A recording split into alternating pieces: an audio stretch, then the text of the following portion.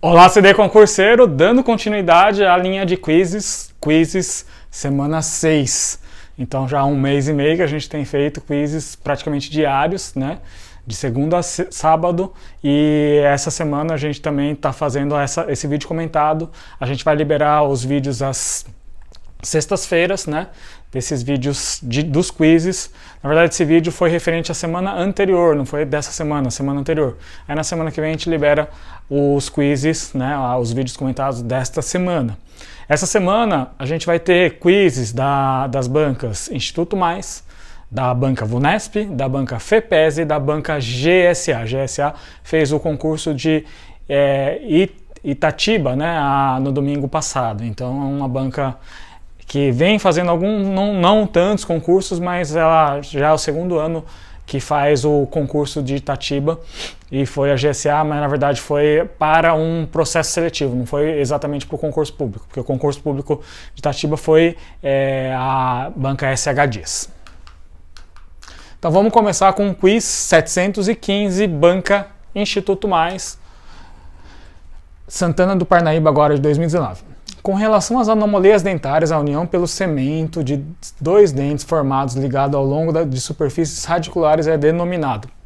Até eu esqueci o nome da pessoa, eu preciso agradecer, na verdade várias pessoas comentaram, deixaram a sua dica mnemônica e eu vou falar aqui para você porque eu gosto muito dessas dicas mnemônicas. Essas dicas facilitam a nossa vida, facilitam os nossos estudos. Quanto menos coisas a gente tiver que decorar de maneira mais fria, com menos macetes, é pior. Então essas dicas eu agradeço demais, vocês que vêm comentando lá no Instagram, no YouTube, no Facebook, esses comentários, porque daí eu repasso essas dicas para todos nesse vídeo, para que todos tenham esse contato e tenham essa dica que eu gostei bastante da dica em especial. Fusão A, B, geminação, C, concrescência e D, geminação radicular. Lembrando que o que pode acontecer, né? Quando a gente pensa que a junção pelo cemento, ou cimento que eles falaram, cimento lembra o quê? Concreto. Concreto é concrescência. Então eu gostei bastante dessa dica. Cimento, cemento, concreto, concrescência é uma dica mnemônica bastante interessante para facilitar a sua resposta. Só lembrando, fusão seria a união de dois germes. A união de dois germes dá origem a um dente. Então na hora que faz as contagens dos dentes, existe um número menor de dentes. Geminação, um dente dá a formação parece um dente fusionado, mas na hora que faz a contagem dos dentes, o que se observa? Observa-se um mesmo número de dentes. Não houve uma diminuição. Quando existe essa diminuição do número de dentes, fusão. Se não há essa diminuição contando esse dente, que parece um dente duplo, na verdade, contando como um somente, não há alteração em relação ao número de dentes quando a gente está falando de geminação. Concrescência, a união de dois dentes, geralmente dentes molares, dentes posteriores. Essa união pela região cementária, pela região radicular, se chama concrescência. Então lembre-se do cimento, concreto, concrescência. Eu gostaria de agradecer vocês que deram essa dica, muito obrigado. Geminação radicular, né? Não existe esse tipo de alteração, seria um germe dando origem a dois dentes unidos radicularmente, né? Então, na verdade, quando acontece, a gente pensa mais nessa questão de geminação integral do dente. Então essa questão do Instituto Mais, quiz 715, alternativa C, concrescência, cemento, concreto, cimento. Então agora vamos para o quiz 716, banca VUNESP. Cerquilho, um concurso recente, 2019, próximo lá a Sorocaba. Qual anestésico local apresenta maior potência para anestesia dos tecidos bucais? Aqui é bem tranquilo porque a gente correlaciona a potência com tempo de ação, e o tempo de ação mais prolongado nesse caso é a bupivacaína. Mas para você entender que não é essa correlação que a gente faz da bupivacaína com potência, a gente não pode levar ao pé da letra, porque tem alguns anestésicos ésteres que o tempo de ação seria pequeno, e eu vou mostrar uma tabela logo a seguir. Mas quando a gente pensa em potência dos tecidos moles do anestésico, aqui todos os anestésicos do grupo amida, só lembrando, a amida seriam aqueles anestésicos que a gente usa corriqueiramente para fazer as anestesias que a gente faz com a carpule. Os ésteres seriam os anestésicos que são usados. Na verdade, a gente só tem praticamente um que é utilizado, né? A tetracaína, e esse anestésico não é utilizado de maneira corriqueira de forma injetável em função da sua toxicidade, né? Então, quando a gente está diante de anestésicos tópicos, o que a gente tem no mercado são anestésicos ésteres, tem amida também, porque tem um anestésico lidocaína, por exemplo. Mas os ésteres não são usados de forma de injeção em função da sua toxicidade. Então todos aqui são amidas, eu brinco, lembra, faz aquela dica mnemônica, as amigas que a gente mais usa. Então bupivacaína, prilocaína, articaína, mepivacaína e lidocaína. A que tem o maior potencial, a maior potência em relação à ação, sem dúvida nenhuma, é a bupivacaína. Mas vamos mostrar uma tabela só para deixar bem claro isso, que é essa questão de potência e tempo de ação, né? Aqui a procaína, por exemplo, né? Potência 1, então todas as potências levaram em conta como sal de referência a procaína. Aí a tetracaína, por exemplo, tem potência 16, que é semelhante à da BUP. A toxicidade é bem maior, é o dobro praticamente da BUP. Por isso que os anestésicos ésteres eles não são utilizados na forma injetável. Benzocaína, lidocaína, prilocaína, etidocaína. Olha que interessante, a etidocaína também tem uma potência de 16, dibucaína também 16. Na verdade, eu falei tetracaína, mas não é. O que a gente tem de anestésico tópico que a gente usa é benzocaína, né? E aqui a lidocaína, por exemplo, tem uma potência 4 vezes menor quando comparado à bupivacaína. E a mepivacaína tem uma potência menor, metade da potência, por exemplo, da lidocaína. Olha que interessante. Essa tabela é uma tabela do artigo Araújo et al., né, e colaboradores de 2008. A gente pensa diferente, né? Falar, a mepivacaína é mais forte porque ela tem uma ação melhor, tal, mas a potência ela é inferior à lidocaína quando comparado. E o tempo de anestesia, né? Olha que coisa interessante. Lidocaína, prilocaína, mepivacaína tem mais ou menos o mesmo tempo de anestesia. Olha a bupivacaína, 8 horas, mais que 4 vezes dos sais anestésicos que a gente pode ou costumeiramente usar, né? Lidocaína, mep ou prilocaína. A tetracaína, por exemplo, teria um tempo de anestesia também de 8 horas, bastante significativo. O maior problema da tetracaína, quando comparado com a bupivacaína, recai sobre a sua toxicidade. Então esse é um detalhe importante, por isso que ele não é comercializado. Se dá hoje em dia preferência aos anestésicos da família amida ao invés dos ésteres, principalmente por questão da toxicidade. Então essa tabela é bastante interessante, né, para a gente entender a potência, comparar a bupivacaína com a lidocaína, com a mepivacaína, com a prilocaína, esses sais anestésicos também que a gente está acostumado a usar. Bupivacaína a gente sabe que é um anestésico que cai bastante em concursos públicos, mas no dia a dia a gente não tem esse costume de usar, e é interessante que você saiba e fixe essa tabela para que você, numa próxima questão, você não tenha essa dificuldade. Então vamos agora para o quiz 717 também, Banca VUNESP, concurso de Cerquilho 2019.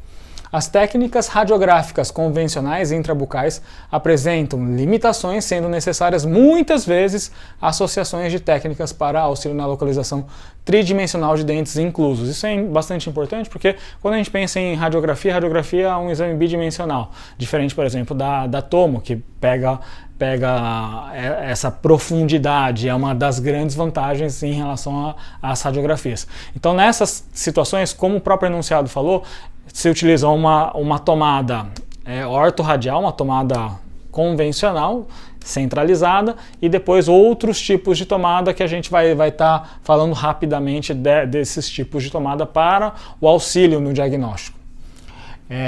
localização tridimensional de dentes inclusos, corpos estranhos e fraturas.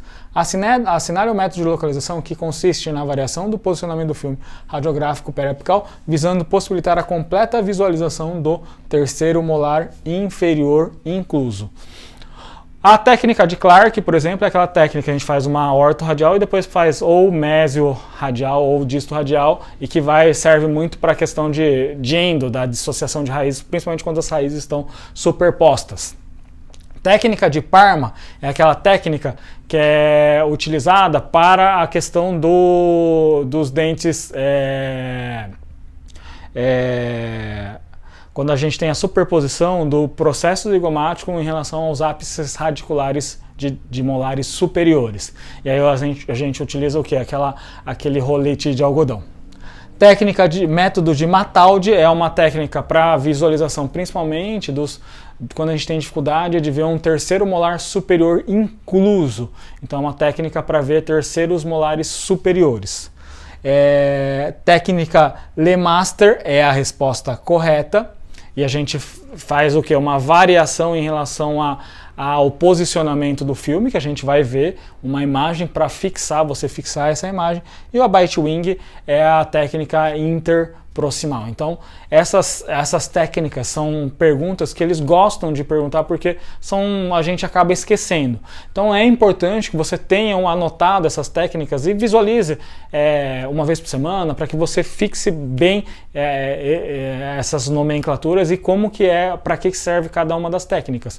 A VUNESP, ela não vinha perguntando, mas agora, né, Cerquilo teve essa pergunta. É uma questão bastante importante, porque já caiu bastante em relação a esses métodos de localização. E essa pergunta, na verdade, Parma é ao contrário, desculpa, eu confundi. Parma, que você faz uma movimentação na angulação, e Lemaster é aqui se a gente coloca aquele rolete de algodão. Então eu falei invertido aqui nessa pergunta. Então, só reforçando, Parma, a gente muda a angulação, que eu vou mostrar agora, já no próximo slide, e a Lemaster é a que a gente faz a colocação de um rolete de algodão para tirar é um artifício que a gente usa para que não haja superposição do processo zigomático com os ápices dos dentes molares superiores.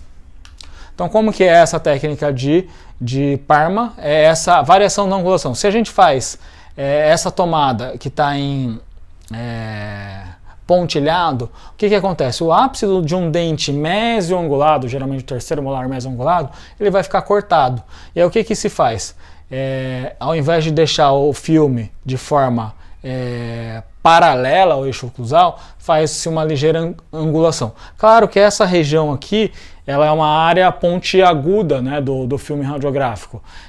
Ela tem o canto arredondado, mas pode provocar dor no paciente. Aí você pode fazer uma pequena dobra do filme radiográfico para lingual. E aí não vai fazer com que o paciente tenha tanta sensibilidade na região local. Então, somente essa variação de angulação já vai fazer com que haja a visualização, né, haja a visualização do ápice de um terceiro molar incluso mesioangulado. Então a técnica de Parma é bastante importante para essa situação. Só relembrando, como eu falei ao contrário, Parma, essa angulação do filme, Lemaster, quando a gente quer tirar a superposição do processo zigomático com os ápices dos molares superiores. Bastante importante esse tipo de pergunta, a VUNESP parece que está retomando. Agora o quiz 718. Banca FEPESE, um concurso bem recente, Florianópolis, há 2 semanas atrás.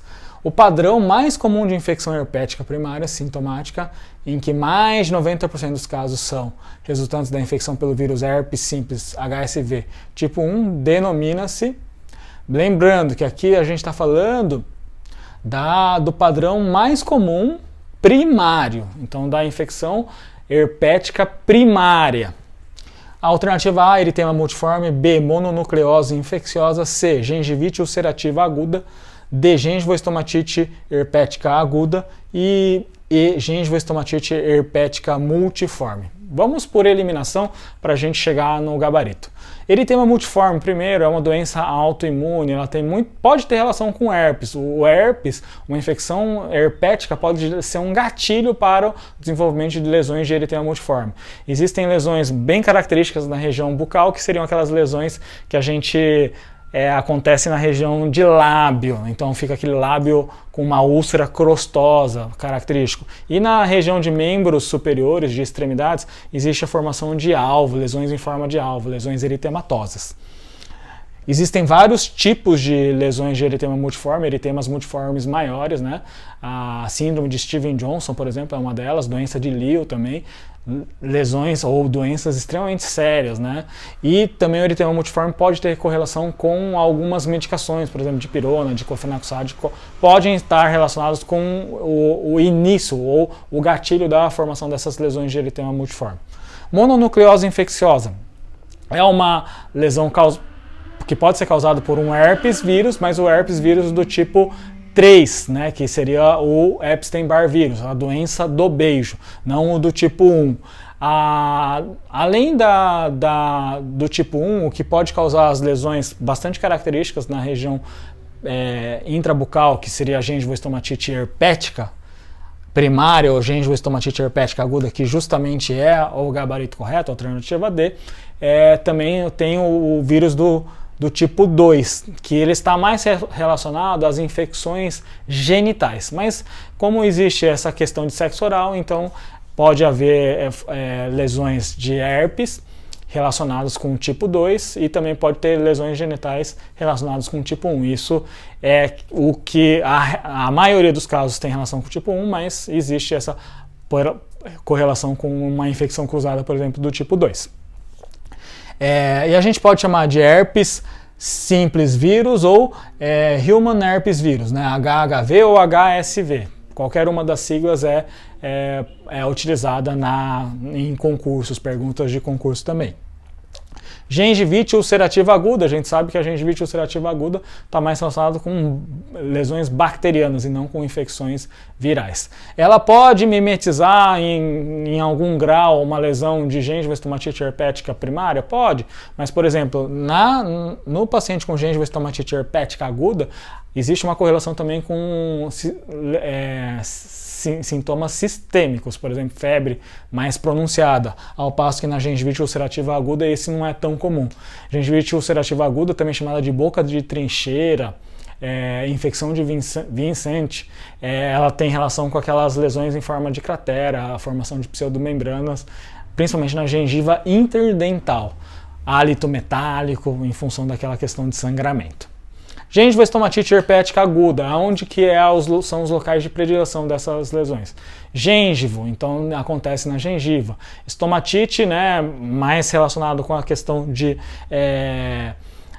mucosa queratinizada, então é muito comum, tanto na gengiva quanto na região de palato. Então essas lesões de gengivoestomatite herpética aguda acontecem mais nessas regiões de mucosa queratinizada do que na mucosa não queratinizada. Então esse é um detalhe bastante importante também para diferenciar, por exemplo, das aftas herpetiformes, então são aftas que parecem um pouco com lesões de herpes. Um detalhe importante das lesões de herpes, geralmente são lesões múltiplas, não são lesões únicas, né, como uma afta comum ou uma afta vulgar. E, por último, a gengivoestomatite herpética multiforme não é um termo que é utilizado para esse tipo de lesão, mas a gengivoestomatite herpética aguda seria a primo-infecção ou a primeira infecção pelo vírus do herpes. Acontece mais na idade, na infância. Quando acomete adultos, pode trazer sintomas mais intensos, né? Ou, por exemplo, quando acomete, por exemplo, um paciente que tem alguma imunodepressão, sintomas mais intensos, e no adulto pode culminar também, por exemplo, em amidalites importantes, faringoamidalites bastante relacionados com a infecção pelo herpes vírus, a prima infecção.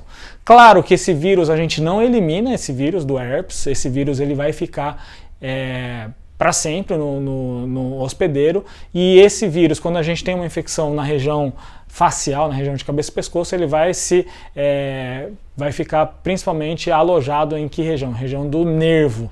Ele gosta, é um vírus que tem um tropismo por tecido nervoso.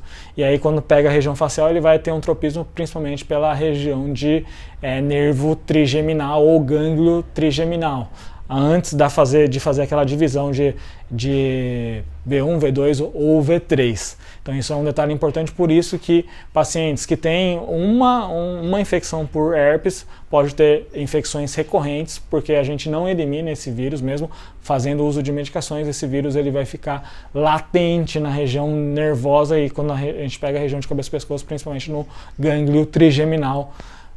Questão da FEPES, uma questão bastante...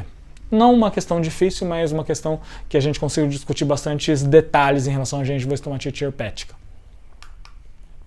Quiz 719, também banca FEPESE, 2019, questão de Florianópolis. Muitas doenças sistêmicas costumam apresentar manifestações orais.